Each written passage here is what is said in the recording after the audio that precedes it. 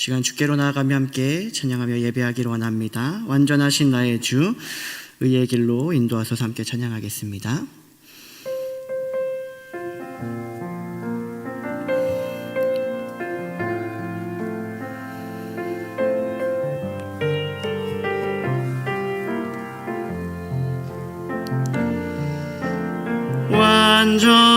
완전하신 나의 주, 의의 길로 날 인도하소서. 행하신 모든 일 주님의 영광 다 경배합니다. 완전하신 나의 주, 한 번 더 고백합니다. 완전하신 나의 주, 의의 길로 날 인도하소서. 행하신 모든 일 주님의 영광 다 경배합니다. 예배합니다. 찬양합니다. 주님만 날 다스리소서. 예배합니다. 찬양합니다. 주님 홀로 높임 받으소서. 완전하신 나의 주, 완전하신 나의 주, 의의 길로 날 인도하소서. 행하신 모든 일 주님의 영광 다 예배합니다. 찬양합니다. 예배합니다. 찬양합니다. 주님만 날 다스리소서. 예배합니다. 찬양합니다. 주님 홀로 예배합니다. 찬양합니다. 예배합니다. 찬양합니다. 주님만 날 다스리소서. 예배합니다. 찬양합니다. 주님 홀로 높임 받으소서.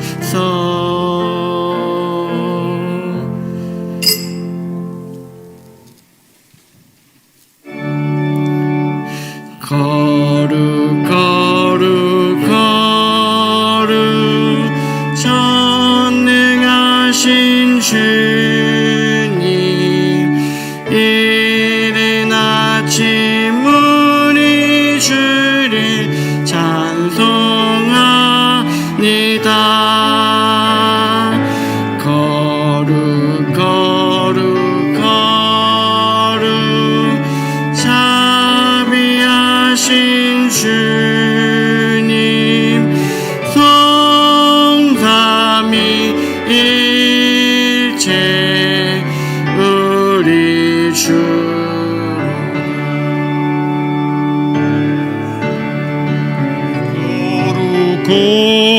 거룩 전능하신 주님,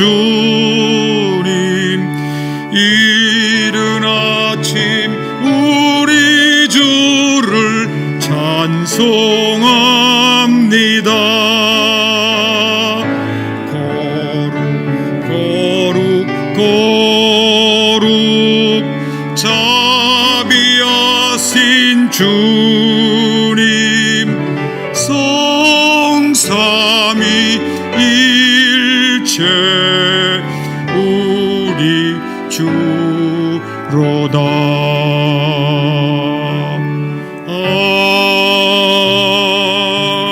아멘.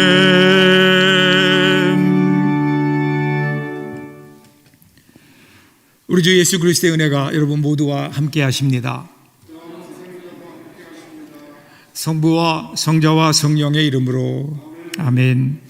우주 만물을 창조하시고 세상 모든 나라를 권능으로 다스리시는 하나님, 만물이 약동하는 봄날 아침에 저희들이 창조주 하나님께 찬양과 경배를 올려드립니다. 호흡이 있는 자마다 여호와를 찬양하라 하신 말씀을 따라 새 노래로 영광을 돌리오니 우리가 드리는 이 예배를 기쁘게 받아 주옵소서. 차가운 땅에 온기를 주신과 같이 우리 심령의 성령을 충만하게 허락해 주시고 메마른 땅에 단비를 내리신과 같이 우리 영혼의 은혜의 단비를 흡족하게 내려 주옵소서. 죽음을 이기시고 부활하신 우리 구주 예수님의 이름으로 기원하옵나이다. 아멘.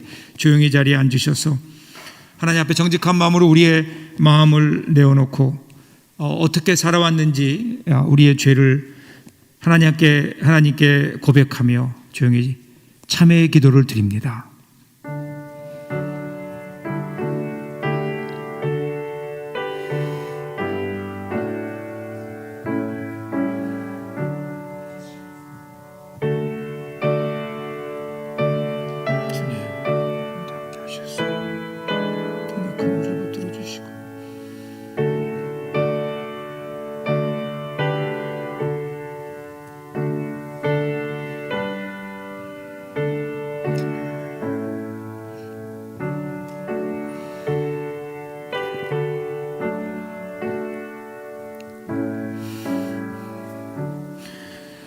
우리의 고백을 즐겨 들으신 하나님 앞에 정직한 마음으로 함께 우리의 죄를 고백하겠습니다.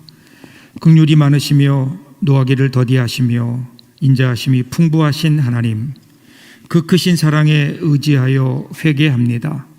지난 한 주간도 저희들은 주님의 뜻과는 너무나도 다르게 살았습니다.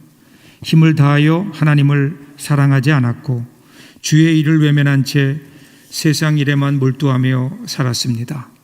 내 이웃의 아픔과 고통을 모른 척하면서 필요한 사랑과 도움을 채워주지 않았습니다.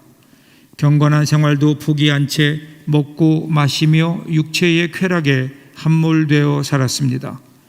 주여, 믿음이 없는 세상 사람들과 다를 바가 아무것도 없는 무익한 삶을 살고 있는 저희들을 용서해 주옵소서. 다시 한번 저희들의 심령에 진리의 말씀과 풍성한 은혜로 채워주셔서 이제부터는 오직 주님의 뜻만 준행하며 살아가는 성도가 되게 하여 주옵소서. 예수님 이름으로 이 고백의 기도를 드립니다. 아멘. 하늘에 계신 우리 아버지, 아버지의 이름을 거룩하게 하시며 아버지의 나라가 오게 하시며 아버지의 뜻이 하늘에서와 같이 땅에서도 이루어지게 하소서. 오늘 우리에게 일용할 양식을 주시고 우리가 우리에게 잘못한 사람을 용서하여 준 것 같이 우리 죄를 용서하여 주시고 우리를 시험에 빠지지 않게 하시고 악에서 구하소서. 나라와 권능과 영광이 영원히 아버지의 것입니다. 아멘.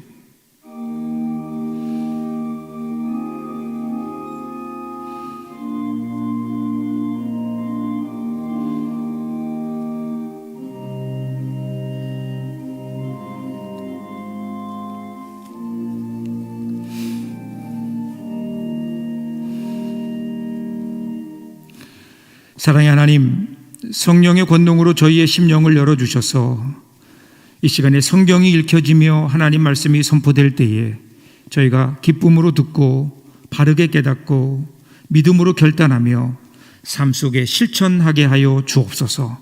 예수 그리스도의 이름으로 기도하옵나이다. 아멘.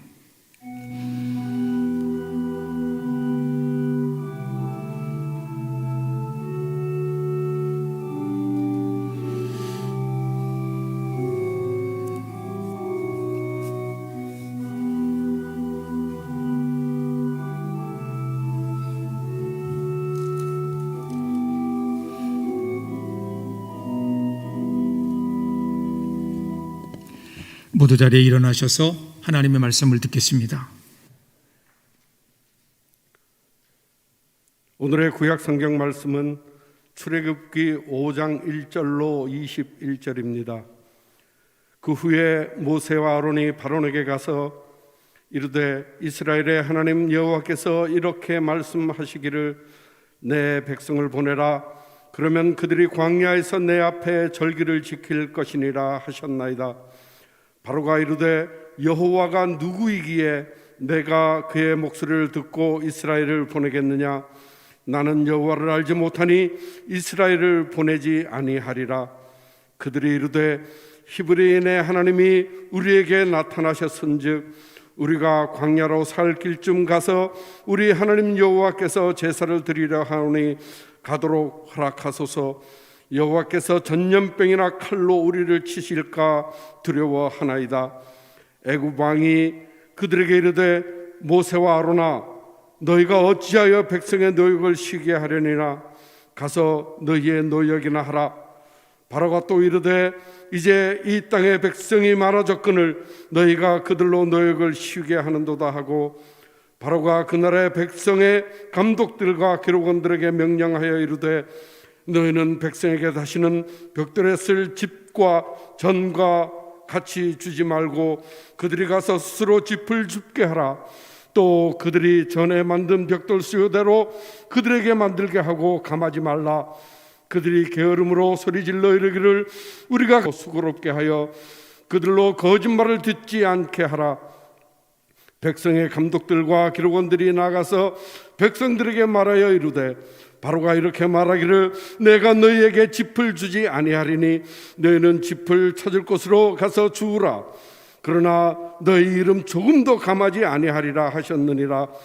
백성이 애굽 온 땅에 흩어져 곡초 그루터기를 거두어다가 짚을 대신하니 감독들이 그들을 독촉하여 이르되 너희는 짚이 있을 때와 같이 그 날의 일을 그 날에 마치라 하며 바로의 감독들이 자기들의 세운 바 이스라엘 자손의 기록원들을 때리며 이르되 너희가 어찌하여 어제와 오늘에 만드는 벽돌의 수요를 전과 같이 채우지 아니하였느냐 하니라. 이스라엘 자손의 기록원들이 가서 바로에게 호소하여 이르되 왕이 어찌하여 당신의 종들에게 이같이 하시나이까? 당신의 종들에게 짚을 주지 아니하고 그들이 우리에게 벽돌을 만들라 하나이다. 당신의 종들이 매를 맞사오니 이는 당신의 백성의 죄니이다. 바로가 이르되 너희가 게으르다. 그러므로 너희가 이르기를 우리가 가서 여호와께 제사를 드리자 하는도다. 이제 가서 일하라. 짚은 너희에게 주지 않을지라도 벽돌은 너희가 수량대로 바칠지니라. 기록하는 일을 맡은 이스라엘 자손들이 너희가 매일 만드는 벽돌을 조금도 감하지 못하리라 함을 듣고 화가 몸에 미친 줄 알고 그들이 바로를 떠나 나올 때에 모세와 아론이 길에 서 있는 것을 보고 그들에게 이르되 너희가 우리를 바로의 눈과 그의 신하의 눈에 미운 것이 되게 하고 그들의 손에 칼을 주어 우리를 죽이게 하는도다. 여호와는 너희를 살피시고 판단하시기를 원하노라. 이는 하나님의 말씀입니다. 아멘.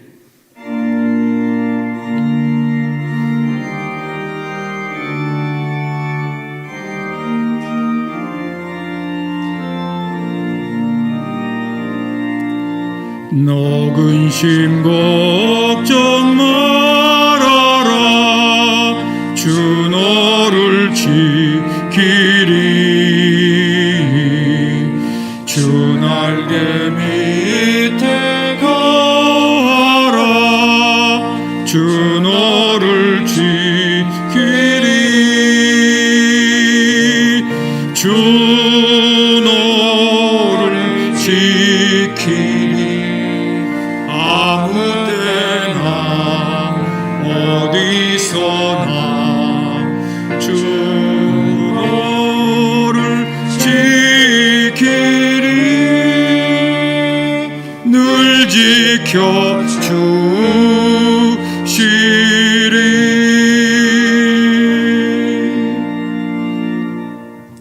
오늘의 신약 성경 말씀은 누가복음 24장 36절로 48절입니다. 이 말을 할 때에 예수께서 친히 그들 가운데에 서서 이르시되 너희에게 평강이 있을지어다 하시니 그들이 놀라고 무서워하여 그 보는 것을 영으로 생각하는지라. 예수께서 이르시되 어찌하여 두려워하며 어찌하여 마음에 의심이 일어나느냐. 내 손과 발을 보고 나인 줄 알라. 또 나를 만져보라. 영은 살과 뼈가 없으되 너희 보는 바와 같이 나는 있느니라. 이 말씀을 하시고 손과 발을 보이시나 그들이 너무 기쁨으로 아직도 믿지 못하고 놀랍게 여길 때에 이르시되 여기 무슨 먹을 것이 있느냐 하시니 이에 구운 생선 한 토막을 드리니 받으사 그 앞에서 잡수시더라. 또 이르시되 내가 너희와 함께 있을 때에 너희에게 말한 바 곧 모세의 율법과 선지자의 글과 시편의 나를 가리켜 기록된 모든 것이 이루어져야 하리라 한 말이 이것이라 하시고 이에 그들의 마음을 열어 성경을 깨닫게 하시고 또 이르시되 이같이 그리스도가 고난을 받고 제3일에 죽은 자 가운데서 살아날 것과 또 그의 이름으로 제사함을 받게 하는 회개가 예루살렘에서 시작하여 모든 족속에게 전파될 것이 기록되었으니 너희는 이 모든 일의 증인이라. 이는 하나님의 말씀입니다. 아멘.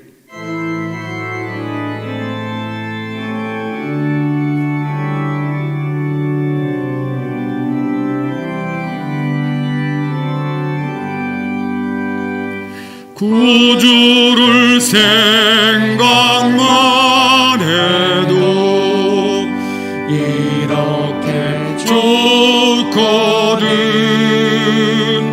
주 얼굴 배울 때야 얼마나 좋으랴.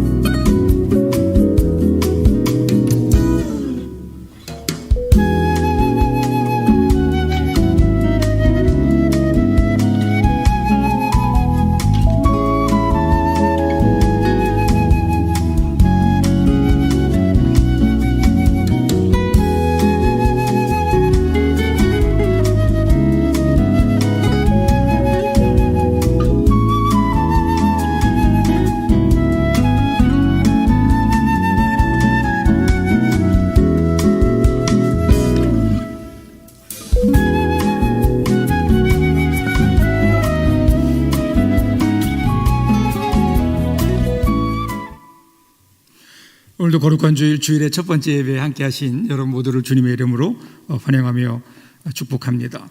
오늘은 특별히 오후에 3시부터 저희 교회에 임직 예배가 있습니다. 한 분의 장로 장립과 그리고 9분의 권사 취임, 10분의 집사 안수가 있고요. 그 3분의 명예 권사 추대가 있습니다. 우리 교회 귀한 임직식 여러분 다 마음으로 축하해 주시고요. 모두 다 참여하지 못하지만 있는 자리에서 함께 유튜브로 환영에 참여해 주시고 축복해 주시기를 부탁을 드립니다. 저희 교회 그 조성현 집사님, 주지원 집사님 부부시죠. 조성현 집사님 아버님께서 하늘나라에 가셔서 지금 장례가 진행 중에 있습니다. 여러분들 보시면 함께 위로해 주시기를 부탁을 드립니다. 오늘 임직 예배 광고가 하나 있네요. 임직에 감사하면서 임직 대상자들이 수건을 여러분 선물로 준비했고요. 교회에서는 축하하는 마음으로 떡을 준비했습니다. 예배 후에 여러분 잘 받으시고 그리고 또 세워지는 임직자들에게 감사한 마음으로 잘 세워질 수 있도록 기도해 주시기를 부탁을 드립니다. 그 외 광고는 여러분 주보를 또 예배 모든 상황을 잘 참조해 주시기 부탁을 드립니다. 이제는 우리가 말씀을 듣기 전에 하나님 우리 찬송 445장 찬송을 같이 부릅니다.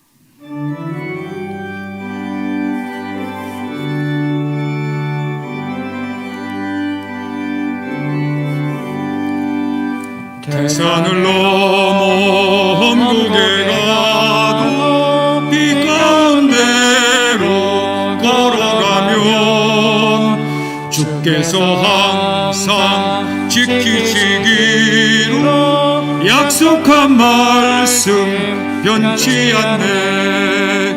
하늘의 영광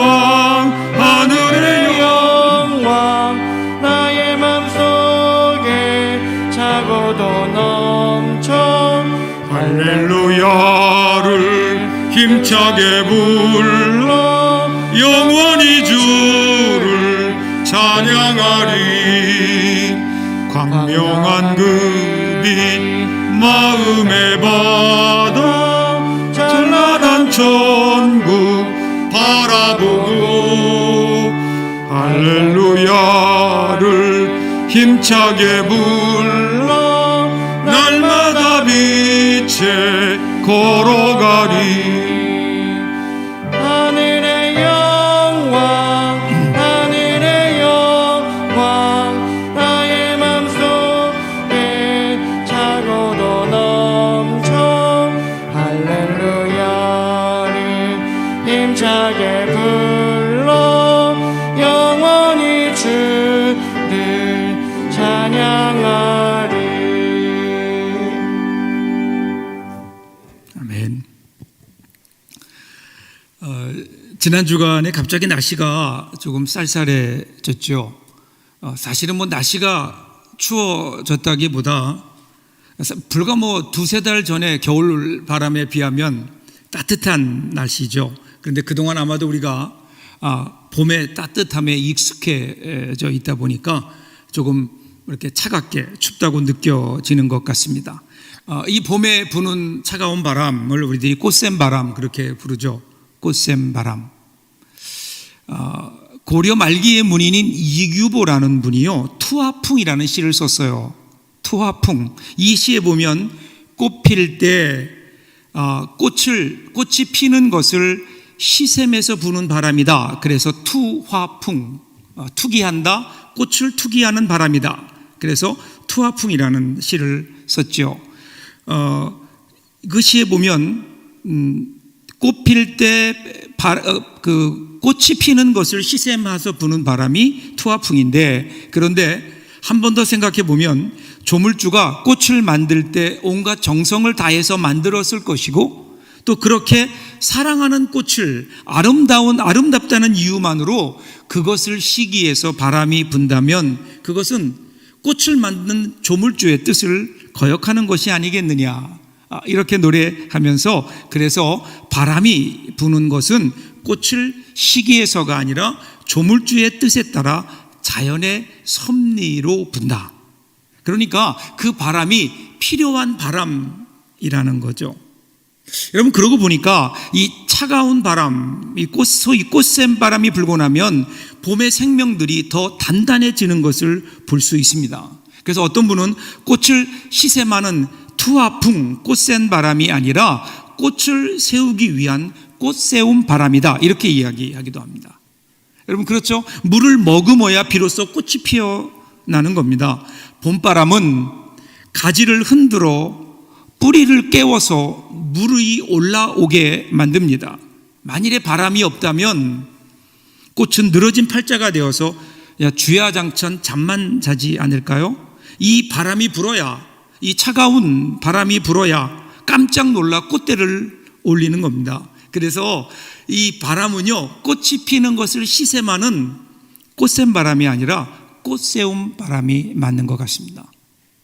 여러분, 우리 인생에도 보면 이런 꽃샘 바람 같은 바람이 불 때가 있죠. 마치 우리의 인생을 시샘해서 우리의 인생에 꽃이 피는 것을 방해하려고 부는 고난의 바람.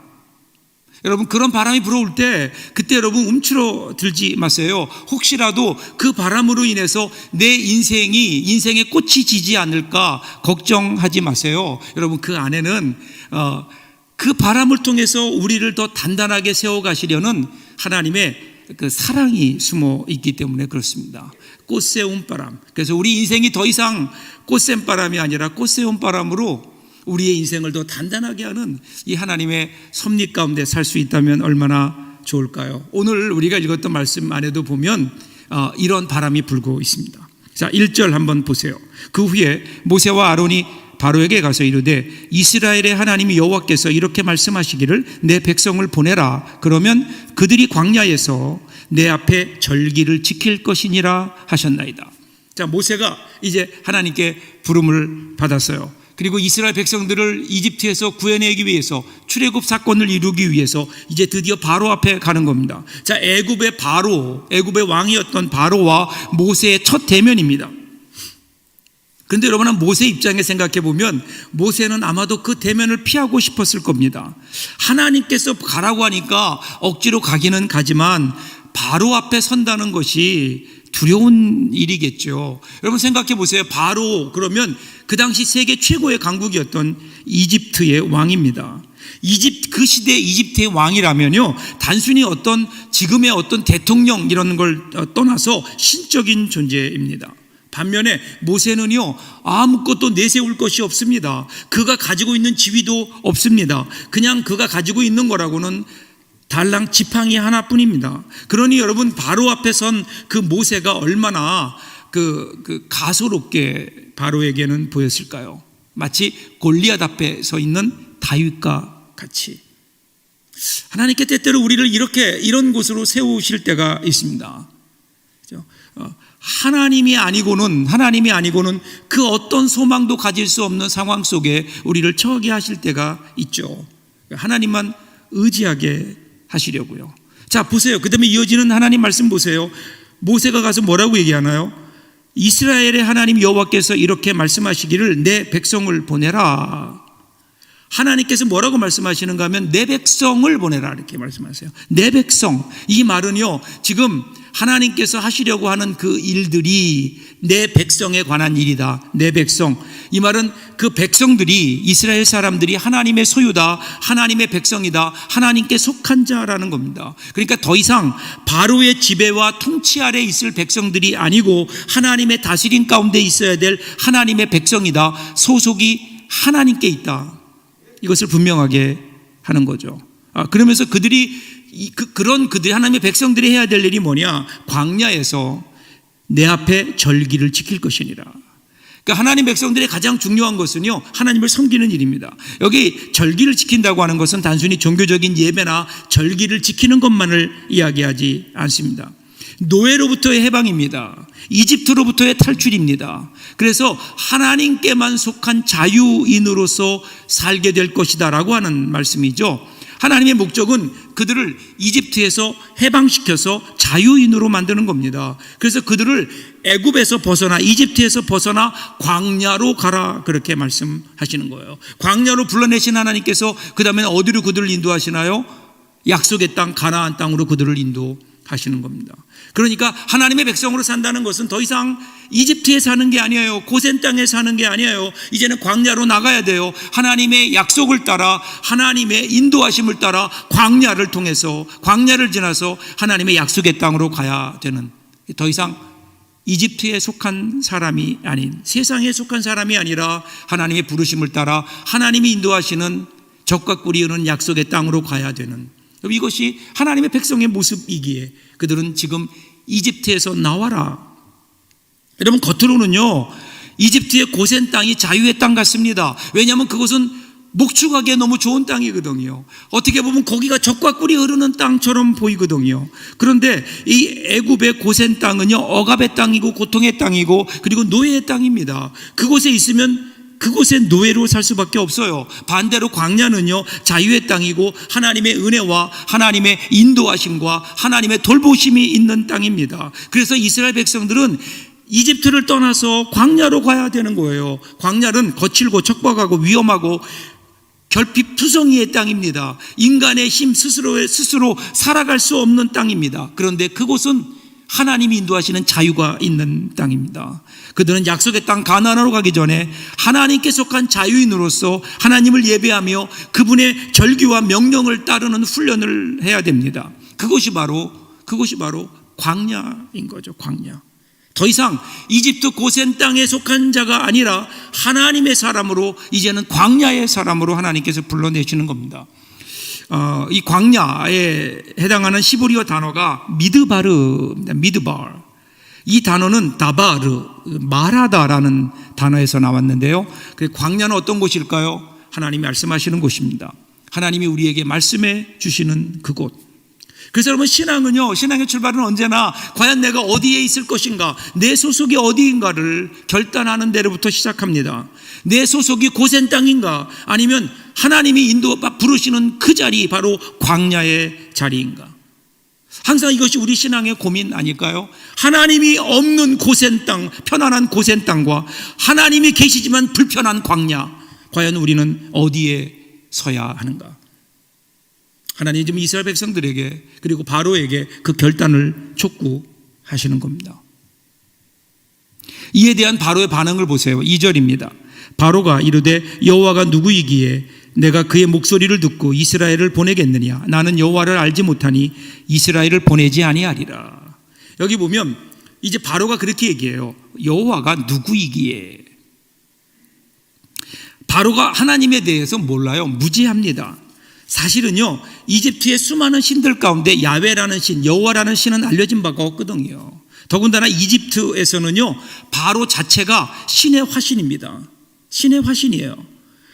바로의 이러한 신적 권위는 그의 권력이 무제한적이고 그의 뜻이 거역될 수 없는 법이며 그의 말이 신적 권위를 갖는 겁니다. 그러니까 당연히 그는, 야, 내가 신의 아들인데, 내가 신인데, 이름도 들어보지 못한 정체불명의 여호와, 야훼, 그 야훼 따위가 어떻게 나에게 와서 명령을 하느냐? 내가 그 여호와의 말에 내가 따라야 되느냐? 지금 이런 태도인 겁니다. 전능하신 하나님 앞에서 자신이 더 높은 거예요. 하나님 앞에서조차 자신이 더 높아져 있는 바로의 모습을 봅니다. 여러분, 에덴 동산에서 사탄이 아담과 하와에게 다가와서 유혹할 때 뭐라고 얘기하죠? 야, 저 선악과가 맛있어 보이지 않냐? 저거 먹으면 굉장히 몸에 좋을 것 같지 않냐? 이렇게 유혹하지 않았잖아요. 선악과가 사실은 아니었어요. 진짜 유혹은 뭘까요? 네가 저것을 먹으면 그 다음 어떻게 돼요? 하나님처럼 될 것이다. 하나님처럼 될 것이다. 이 유혹은 지금도 우리에게 계속되고 있습니다. 세상의 모든 종교, 이 세상에서 하는 얘기는 뭐냐면요, 인간이 신을 찾아가는 거예요. 인간이 선행을 행하든 아니면 도를 깨우치든 고행을 하든 이런 과정을 통해서 신에게 나아가는 겁니다. 아니, 궁극적으로 인간이 신이 되는 것, 이것이 여러분 모든 종교의 궁극적인 목적이 아닐까요? 그런데 여러분 놀라웠게도 여기에 인간의 불행이 시작되는 겁니다. 왜냐하면 인간은 신이 될 수 없기 때문에. 신이 될 수 없기 때문에. 여러분, 나폴레옹이라는 사람 아시죠? 나폴레옹이라는 사람이 유명한 얘기를 했어요. 내 사전에 불가능이란 없다. 왜 이런 이야기를 했을까요? 아마도 그의 생각 속에는 그는 자신이 모든 것을 할 수 있는, 불가능이 없는 모든 것을 가능케 하는 신과 같은 존재가 되기를 원하지 않았을까? 그래서 그의 삶을 보면 과연 불가능이 없었나요? 이런 그의 생각이 그의 인생을 망친 것은 아닐까? 우리 사전에 불가능이 없다고요? 여러분, 전에 실제 있었던 일이에요. 한 아이가 슈퍼맨을 좋아해요. 그래서 매일같이 목에다 빨간 망토를 두르고요, 나는 슈퍼맨이다 이러고 막 돌아다니는 거예요. 그러다가 어느 날 드디어 사고를 쳤어요. 3층 베란다에서 뛰어내린 겁니다. 왜 뛰어내렸을까요? 나를 줄 알고 나는 슈퍼맨이다 그러고 뛰어내렸어요. 그 다음 어떻게 됐을까요? 깨보니까 병원이에요. 다행히 크게 다치지는 않았는데, 근데 그 아이가 깨어나면서 제일 먼저 한 말이 뭔지 아세요? 왜 나는 안 날지? 그 슈퍼맨의 빨간 망토가 문제였습니다. 그런데 여러분, 이 빨간 망토는요, 우리 인류 역사에 꽤 오래된 그 역사를 가지고 있습니다. 여러분, 혹시 나폴레옹의 초상화를 보신 적이 있나요? 제가 보여드릴게요. 여러분 보시나요? 말을 타고 가는 저 나폴레옹의 목에 메어 있는 빨간 망토. 여러분, 이 망토를 보면서 나는 내 사전에 불가능이 없다라는 말과 어린아이가 나는 슈퍼맨이다, 나는 날 줄 알고 슈퍼맨이라고 뛰어내리는, 여러분 그 모습이 같지 않나요? 우리 나폴레옹 할아버지에게는 제가 죄송하지만 제가 보기에는요, 나는 슈퍼맨이다라고 뛰어내리는 어린아이나 내 사전에 불가능이 없다고 얘기하는 나폴레옹이나 거기서 거기입니다. 이 빨간 망토, 우리 인간이 가지고 있는 빨간 망토를 벗어버려야죠. 여러분, 우리 모두 이 하나님을 알지 못해서 오는 겁니다. 하나님이 누구인가를 알지 못하는 거예요. 그냥 우리도 모르는 사이에 우리는 사단의 유혹에 빠져서 내가 신이 되려고 하는, 내가 모든 것이 되려고 하는. 여러분, 신앙생활의 핵심은 어디 있는 줄 아세요? 하나님을 바로 아는 거예요. 요한복음 7장 17장 3절을 보세요. 영생은 곧 유일하신 참 하나님과 그의 보내신 자 예수 그리스도를 아는 것이니이다. 여러분, 이 땅의 구원이 어떻게 시작됐어요? 이 땅의 역사가 어떻게 시작됐어요? 우리가 하나님을 찾아간 거 아니에요. 하나님이 인간을 찾아오신 겁니다. 여러분, 내가 예수를 믿는다는 것은 이 하나님을 아는 거예요. 우리에게 찾아오신 그 하나님, 우리 인간의 몸을 입고 오셔서 우리와 함께 거하시며 우리를 위해 십자가에 죽어주신 그 하나님의 사랑, 그 사랑을 아는 거예요. 거기서부터 우리의 믿음이 출발하는 거 아닐까요? 우리 믿음의 출발은요, 하나님이 나를 찾아오셨고 나를 부르셨다는 그 사실을 아는 것에부터 시작하는 겁니다. 여러분, 그렇기 때문에 우리의 신앙은 우리의 열심도 우리의 신실함도 아니에요. 신앙이라고 하는 것은 아무것도 없는데 멀리 있는 신을 향해 끊임없이 나가는 신기루와 같은 것이 아니에요. 하나님을 아는 거예요. 우리 역사 가운데 오셔서 우리에게 분명히 하나님이 누구인가를 알려주셨던 그 하나님을 아는 거고요. 그 하나님의 사랑을 아는 거고요. 그 하나님의 구원의 십자가를 아는 거고요. 여러분, 여기부터 우리의 신앙이 시작되는데, 혹시 오늘 우리도 이러한 하나님을 아는 것이 아니라 하나님을 모르는 무지 가운데 여호와가 누구길래, 하나님이 누구이길래 바로 저런 교만에 가고 있는 것은 아닌가? 자, 다시 모세와 아론이 3절에서 이렇게 얘기해요. 그들이 이르되 히브리인의 하나님이 우리에게 나타나셨은즉 우리가 광야로 사흘길쯤 가서 우리 하나님 여호와께 제사를 드리려 하오니 가도록 허락하소서. 여호와께서 전염병이나 칼로 우리를 치실까 두려워하나이다. 바로가 하나님을 모른다고 하니까 모세가 하나님을 어떻게 소개해요? 히브리인의 하나님. 여기서 이 히브리라는 말은 다시는 아직도 정확하게 무슨 뜻인지 밝혀지지 않았어요. 근데 이 말은요, 그 당시에 아피루, 하비루, 하피루 이런 말들과 연관되어 있습니다. 특별히 이 가운데 이 아피루라는 말은요, 이집트와 아스루 문헌에도 언급되는데 이들은 주전 15에서 12세기까지 이집트에서 노동하던 외국인들이었습니다. 그게 아피루라는 말이에요. 그렇기 때문에 이 아피루라는 말은요, 한 종족을 의미하는 게 아니에요. 어떤 혈연으로 맺은 혈연 공동체를 의미하는 게 아니에요.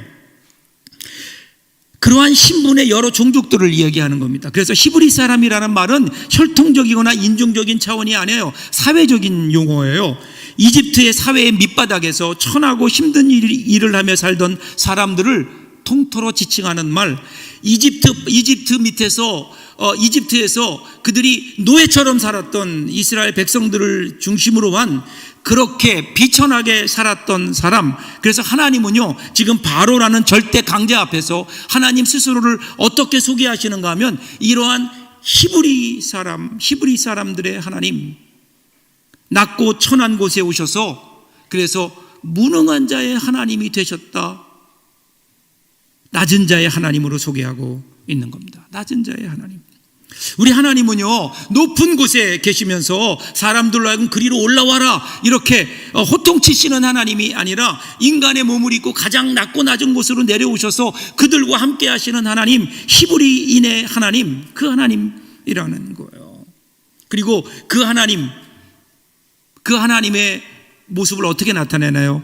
이스라엘의 하나님 여호와께 그들을 하나님께서 광야로 인도하시는 목적이 하나님 앞에서 제사를 드리는 거예요. 여러분, 여기서 제사라고 하는 것은요, 제바흐라는 말인데 화목제를 말합니다. 이 화목제의 특징은 뭐냐면요, 제물의 피와 기름은 하나님께 드리고 남은 고기 있죠. 남은 고기, 특별히 가슴과 오른쪽 다리 이런 것들은 제사장과 회막에서 봉사하는 사람들이 나눠 갖고 나머지 모든 그 제물들, 고기들은요, 예배 드린, 제사 드린 모든 사람이 함께 더불어 나누어 먹는 겁니다. 거기서 거룩한 교제를 이루는 거예요. 축제입니다. 축제.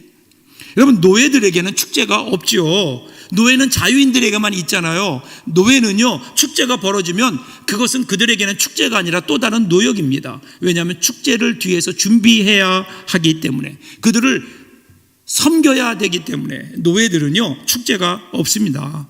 그런데 그들이 이제는 그 축제의 주인이 된다는 거예요. 하나님이 베푸신 축제의 주인이 그들이 될 것이다.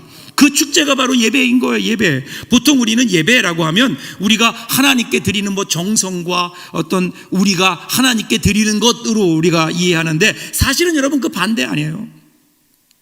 예배란 하나님이 우리를 만나주시는 겁니다. 하나님께서 인간에게 주시는 선물인 거예요. 여기에서 하나님께 드리는 제사란 사실은 이집트에서 억압당하며 노예로 살고 있던 이스라엘 백성들에게 하나님께서 허락하신 새로운 은혜의 자리, 그리고 자유인으로 살며 축제의 기쁨을 누리게 하시려는 하나님의 초대인 거죠. 그래서 여러분, 오늘 예배가 그런 예배 아니에요.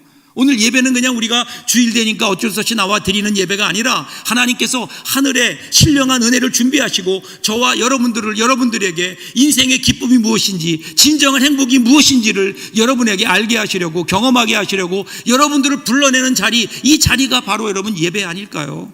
그러므로 오늘 이 하나님께서 준비하신 하늘의 신령한 은혜가 저와 여러분의 마음에 충만해서, 그래서 세상이 줄 수 없는 행복을 누리는 우리 예배 공동체가 될 수 있기를 주님의 이름으로 축복합니다. 그래서 예배가 중요한 거예요. 예배가 그 어떤 경우라도 예배는 여러분 포기될 수 없는 거예요. 한국교회는요, 6.25 전쟁 기간에 목숨을 걸고 피난을 하면서도 그 앞에 절대로 주일이 되면 예배를 포기하지 않았다고요. 예배는 결코 중단될 수 없습니다. 지금 코로나라고 하는 전염병 때문에 많은 제한되고 있지만, 그럼에도 불구하고 오늘 한국교회, 우리 교회는 한 번도 예배를 포기한 적이 없어요. 어색하지만 온라인으로 예배를 전환해서 가정에서 가족들과 함께 예배했습니다. 그런데 여러분, 이런 과정에서 우리가 오해해서는 안 되는 게 있어요. 혹시 우리가 우리끼리 결정해서 예배를 드리지 말자라고 해서 예배를 드리지 않을 수 있는 게 아니에요. 혹시라도 국가나 정부가 교회의 예배를 드리지 말라고 결정한다고 해서 그래서 드리지 않는 예배가 아니라는 겁니다. 이 예배는 오늘 하나님께서 우리를 향하여 베풀어 주신 하나님의 선물이고, 하나님의 백성들은 여기에 목숨 걸고 참여해야 되는 거예요. 다만 오늘 우리는 이 모든 생명들을 귀중히 여기는 하나님의 뜻과 선교적인 차원에서 우리가 예배의 형태를 바꾸어서 제한된 예배로 드리는 것뿐이지, 여러분, 우리가 이 드리는 예배를 국가가 결정함으로 결정에 따라 거기에 맞춰서 하나님의 예배를 드린다고 혹시라도 여러분들 생각하지 마시기를 바랍니다. 예배는 하나님께서 베푸신 것이고, 이 예배는 하나님의 백성만이 참여할 수 있는 거예요. 혹시라도 저와 여러분이, 아니면 우리 국가와 정부가 바로처럼 예배를 방해함으로 하나님의 진노가 이 땅에 임하지 않기를 간절히 바라는 마음이에요. 이 예배는 우리가 하나님께 드려야 되는, 하나님이 우리에게 베풀어 주신 은혜요, 우리는 믿음으로 참여하는 건데, 그렇죠? 그러므로 여러분, 예배는 포기될 수 없고요, 이 예배가 여러분의 인생의 가장 행복한 자리가 될 수 있기를 바랍니다.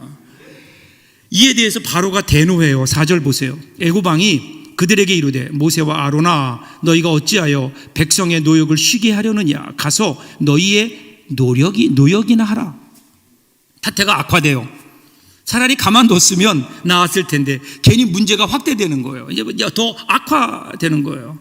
7절 8절에 보시면 바로가 이스라엘 백성들에게 전에는 벽돌을 만드는 짚은 주고 벽돌을 만들려고 했는데, 이제는 스스로 알아서 그 집까지 구해라, 이렇게 얘기합니다.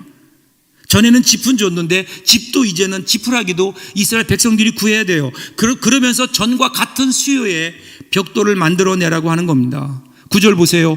그 사람들의 노동을 무겁게 함으로 수고롭게 하여 그들로 거짓말을 듣지 않게 하라. 그러니까 바로의 모세의 말을 듣지 않도록 바로는 지금 더 억압하기 시작하는 겁니다. 일이 점점 복잡하고 어려워졌습니다. 이스라엘 백성들의 삶이 이전보다 더 힘들어졌습니다. 바로는 더 강력하게 억압하기 시작합니다. 모세가 처음에 그 일을 시작할 때는 하나님이 가라고 하셨으니까 내가 가서 모세에게 내 백성 이스라엘 백성들을 광야에 나가서 예배하라고 하셨다. 그러면 하나님께서 역사하셔서 금방 바로가 아멘 그러고 들어줄 줄 알았겠죠. 그런 기대감이 있지 않았을까요? 하나님의 명령대로 순종하면 그 일들이 그대로 이루어질 줄 알았습니다. 그런데 이게 웬일이에요? 상황이 호전되지 않고 악화됩니다. 그래서 20절 21절 결과가 어떻게 됐나요?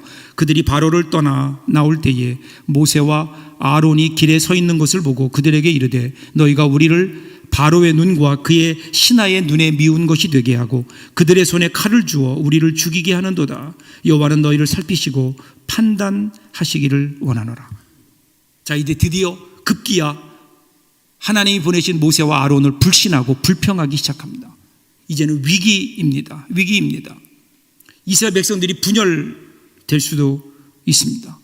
왜 이런 일들이 있을까요? 왜 하나님께서 가라고 해놓고 가서 순종해서 그 바로에게 모세가 하나님의 뜻을 전하니까 왜 바로가 오히려 하나님의 백성들을 더 핍박할까요? 그 이유가 뭘까요? 거기에는 분명히 이유가 있지 않을까요? 이스라엘 백성들 그런 일들을 통해서 무엇을 그들이 깨달았을까요? 이집트의 삶과의 완전한 단절을 시키려고 하는 하나님의 의도가 그 가운데 있는 거죠. 이집트에 대한 미련을 끊어버리는 겁니다. 애굽은 더 이상 이스라엘 백성들이 하나님의 백성들이 머물러야 할 곳이 아니고 떠나야 될 곳이라고 하는 이집트로부터 그들의 관계를 끊어내는 과정. 여러분 지금 바로가요 하나님 말씀하시면 그냥 한 방에 끝날 수도 있잖아요. 그럼에도 불구하고 왜 10가지 재앙을 내리시고 오랜 시간 동안 고난 가운데 이스라엘 백성들을 있게 하시는가? 그것은 여전히 마음은 하나님께 가 있다고 하지만 여전히 그들의 삶을 보면 이집트에 매어있는 이집트에 종속되어 살아온 그들의 삶을 끊어내시려는. 여러분 이스라엘 백성들이 애굽에서 노예 생활했지만 그런 대로 먹고 살기에는 지장이 없었거든요. 물론 노예 생활을 좋아하는 사람은 아무도 없습니다. 그럼에도 불구하고 그 몇백 년 동안의 노예 생활 가운데 그들은 노예 생활을 벗어버릴 용기가 없는 거예요. 싫지만 거부할 수 있는 용기가 그들에게 없었습니다. 여러분 고통이나 불행을 원하는 사람 아무도 없죠. 그런데 여러분 놀라운 것은요 고통과 불행 가운데 오랫동안 살다 보면 거기에 적응되는 겁니다. 불행에도 적응이 되는 거예요. 처음에는 야 이대로 못 살겠다. 시간이 지나면서 적응되는 거예요. 그래서 그들은요 지금 그곳에서 그래도 이 정도면 살만하지 그리고 살고 있는 거예요. 그런데 하나님께서 그곳을 떠나서 광야로 가라 라고 말씀하시니까 한편으로는 그들이 가고 싶은 마음이 있지만 여전히 그들이 살고 있었던 이 고센 땅에 이집트에 대한 미련이 여전히 남아 있는 거예요. 하나님께서는 지금부터 그것을 끊어 가시는 겁니다. 그래서 하나님은요 이 고난의 바람을 통해서 그들을 든든하게 세워 가시는 겁니다. 그럼 독수리가요 자기들이 거할 보금자리를 높은 산 바위 틈에 자기들의 공법만으로 튼튼하게 집을 짓습니다. 독수리가 보금자리를 만드는 이유는 거기에 새끼를 낳기 위함이죠. 생명을 담아내기 위해서 그렇습니다. 거기에 이제 알을 낳고 그 알에서 새끼가 깨어나죠. 그러면 처음에는 계속해서 그 새끼들을 키워냅니다. 먹이를 물어다가 새끼를 키우죠. 그런데 어느 때가 되면은요 그 어미 독수리가 그 지금까지 새끼를 키워왔던 그 보금자리를 흔들기 시작합니다.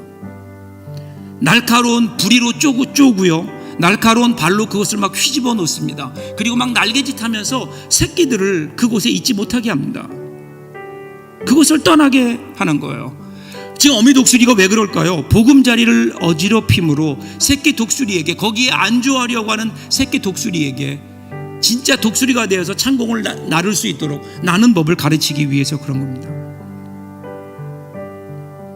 여러분 우리가 사실은 살다 보면 편안한 독수리의 보금자리를 어미 독수리가 어지럽히는 것처럼 편안하게 잘 살고 있는데 어느 날 우리 가운데 위기의 바람이 불어요. 독수리가 자기의 보금자리를 막 흔들어 놓듯이 때로는 하나님이 막 내 인생을 흔들어놓은 것 같은 느낌을 받을 때가 있죠. 그 고난이라고 하는 바람이 마치 내 인생을 시기하는 것 같은 꽃샘 바람이 우리 인생 가운데 불어올 때가 있습니다. 여러분 그때 이 하나님의 사랑을 잊지 마세요. 왜 하나님께서 나의 인생을, 나의 보금자리를 흔드시는가? 나의 둥지를 흔드시는가? 때로는 하나님께서 우리에게 건강이라고 하는 우리의 울타리를 흔드실 때도 있고요, 물질의 울타리를 흔드실 때도 있고요, 관계의 울타리를 흔드실 때도 있어요. 그때 하나님은요, 우리를 멸망하게 하시려는 것이 아니라 그걸 통해 하나님은 우리가 그곳에 안주하기보다는 새로운 세계를 향해 나아가기를 원하는, 모든 것이 합력하여 선을 이루고 하시는 하나님의 뜻이 그 가운데 있는 거예요. 도종환 시인의 표현대로 흔들리지 않고 피는 꽃은 없습니다. 수많은 바람을 맞으며 물을 길어 올려야 비로소 줄기를 세우는 법을 꽃은 배우는 겁니다. 여러분, 작은 대추 한 알이지만 그 안에는 천둥 몇 개를 머금어야 붉어지는 것 아니에요. 비단 꽃과 대추만이 아닙니다. 굽이치지 않고 흐르는 강물이 없듯이 생명이 있는 모든 것은 몸부림치며 바람을 이겨내며 자라는 겁니다. 종이가 접혀질 때는 아프죠. 그런데 접혀진 종이가 비행기가 되어 날아가는 겁니다. 여러분, 이것이 여러분 고난의 의미가 아닐까요? 시편 119편 71절을 보세요. 고난당한 것이 내게 유익이라. 내가 이로 말미암아 내가 주의 율례들을 배우게 되었나이다. 사랑하는 여러분, 우리 인생 가운데 때때로 고난의 바람이 불어와요. 그런데 여러분 기억하세요. 그것은 절대로 우리 인생을 망하게 하는 꽃샘 바람이 아니라 꽃새운 바람인 겁니다. 그것을 통해 우리의 인생을 더 바르게 세워 가시려는, 우리의 인생을 더 든든하게 세워 가시려는, 우리의 인생의 새로운 삶을 시작하시려는 하나님의 손길이 있기 때문에 이 하나님을 아십시오. 우리를 더 강하게 현실에 안주하려고 하는 우리를 깨우셔서 하나님이 준비하신 새로운 은혜의 세계, 축복의 세계를 향해 나가게 하려는 하나님의 이 꽃새운 바람. 여러분, 오늘도 우리가 그 꽃새운 바람을 타고 하나님이 우리를 위해 준비하신 은혜의 자리로 나아가는 저와 여러분들 될 수 있다면 얼마나 좋을까요? 그 은혜가 함께 하시기를 주님의 이름으로 축복합니다. 기도하겠습니다. 조용히 하나님 앞에 기도하며 오늘 주신 말씀 마음속에 여러분 다시 한번 기억하세요. 우리 인생에 고난의 바람이 불지만 우리를 망하게 하는 것이 아니라 우리를 더 큰 곳으로 인도하시려는 꽃새운 바람입니다. 그런 마음으로 조용히 하나님 앞에 묵상하며 기도하며 오늘 우리에게 주실 또 하나의 축복의 자리, 성찬 예식을 저희들 기도하며 준비합니다.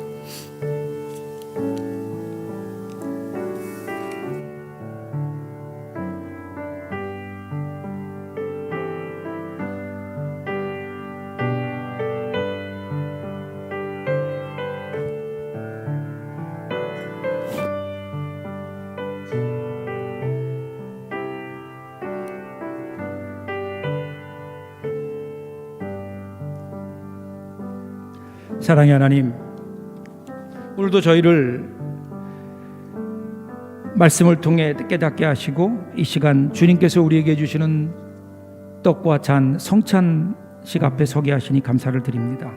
오늘 우리에게 주시는 떡과 잔을 먹고 마심으로 다시 한번 우리가 이 세상에 부는 고난의 바람에 흔들리지 않고 그 가운데 우리를 고쳐 세우시는 하나님의 은혜를 경험함으로 더 성숙해지며 하나님이 부르시는 그 자리를 향해 힘있게 나아가는 믿음의 사람들 되게 하여 주시옵소서. 예수님 이름으로 기도하옵나이다. 아멘.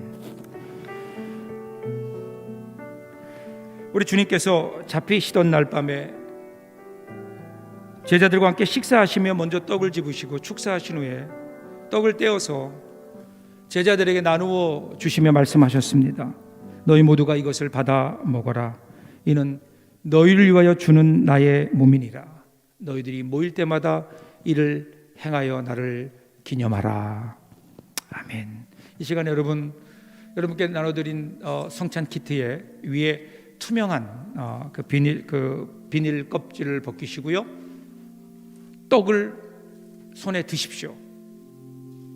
아직은 들지 마시고요, 그대로 마스크를 끼신 채로 그것을 떡을 드십시오. 떡을 손에 쥐십시오. 기도한 후에 함께 저희들 먹을 겁니다. 떡을 두 손에 드셨나요? 기도하겠습니다. 사랑의 하나님, 이 시간 주님의 몸을 상징하는 저희들 떡을 저희들 믿음으로 먹습니다. 이 떡을 먹을 때 이것이 우리의 영적 양식이 되게 하시고 이 땅에 부는 그 어떤 고난의 바람 속에서도 흔들리지 않는 믿음의 사람들이 되게 하여 주시옵소서. 예수님 이름으로 기도하옵나이다. 아멘. 이제 떡을 드시면서 이것은 주님의 몸입니다 이렇게 고백하며 드십시오. 이것은 주님의 몸입니다.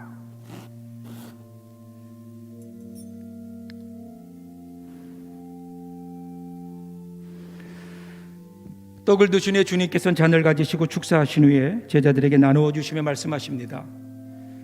너희 모두가 이것을 받아 마셔라. 이는 너희와 많은 사람들의 죄를 사하려고 흘리는 바 나의 피 곧 새 언약의 피니라. 너희들이 모일 때마다 이를 행하여 나를 기념하라. 이제 여러분들의 잔을 여십시오. 잔의 뚜껑을 여시고 손에 그대로 드십시오. 역시 기도하고 함께 우리들이 마실 겁니다. 기도하겠습니다. 사랑의 하나님, 이제 주님의 보혈을 상징하는 이 음료를, 이 잔을 저희들 마십니다. 이 잔을 마실 때에 그동안 우리가 세상을 바라보았던, 그리고 이 세상에 부는 고난의 바람에 흔들렸던 우리의 연약함을 주 앞에 내어놓고 예수 그리스도의 피로 저희들 깨끗하게 씻김을 받고 이제는 고난에 지지 않고 믿음으로 승리하며 살겠습니다. 주 앞에 고백하오니 주의 성령이여 오셔서 이 잔을 마실 때에 우리의 영적인 힘이 되어 주옵소서. 예수님 이름으로 기도하옵나이다. 아멘. 이제 그런 고백과 함께 그 잔을 드십시오. 이것은 예수님의 피입니다. 이것은 예수님의 피입니다.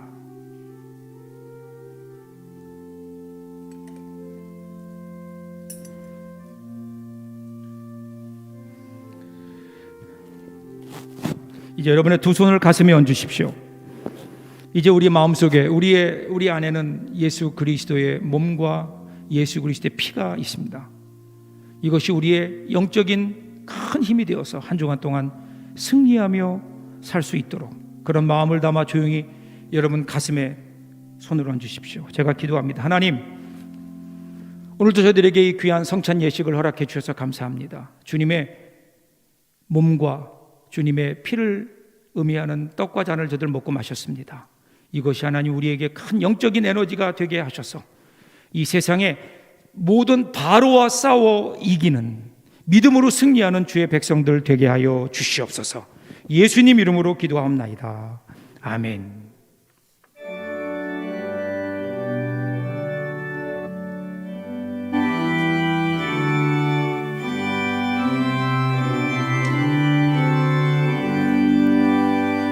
내 주의 나라와 주 계신 성전과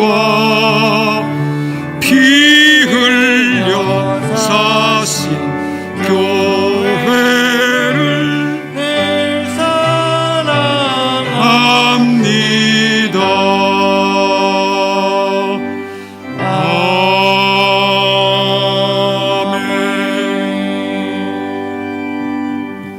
기도하겠습니다. 사랑의 하나님, 오늘도 저희들에게 주일의 첫 번째 예배문을 열어주셔서 주 앞에 나와 함께 예배하며 말씀을 통해 결단하고 그 성찬을 통해 다시 한번 우리의 귀한 하나님의 은혜를 경험하게 하시니 감사합니다. 이번 한 주간 동안 우리 인생의 고난의 바람이 불 때에 그것이 우리의 인생을 세워가시는 꽃세운 바람인 줄 알아 그 고난에 지지 않고 고난 속에 역사하시는 하나님의 놀라운 은혜를 경험하며 고난 중에서라도 감사하고 승리하며 이겨내는 귀한 믿음의 사람들 되게 하여 주시옵소서. 우리의 찬양과 영광을 받으시기 합당하신 하나님, 이 시간 주의 은혜와 사랑으로 가득 채워진 저희들, 이제 주님의 이름으로 저들을 세상으로, 저들의 가정으로, 직장으로 파송합니다. 주께서 보내시는 세상으로 나아갈 때에 예수 그리스도로 말미암아 의의 열매가 가득하여 하나님의 영광과 찬송이 되게 하시며 삶의 걸음걸음마다 주님의 나라와 의를 먼저 구하게 하셔서 모든 것이 더해지는 주의 은혜를 경험하며 살아가게 하여 주시옵소서. 이제는 우리 주 예수 그리스도의 구속하신 은혜와 하나님 아버지의 극진하신 사랑하심과 성령의 감동 감화 교통하심이 이제 우리의 남은 삶 모든 것이 합력하여 선을 이루어 가시는 하나님의 은혜 속에 담대하게 살겠습니다 고백하며 나아가는 귀한 믿음의 백성들 머리 위에 이제로부터 영원까지 함께 하시기를 간절히 축원하옵나이다. 아멘.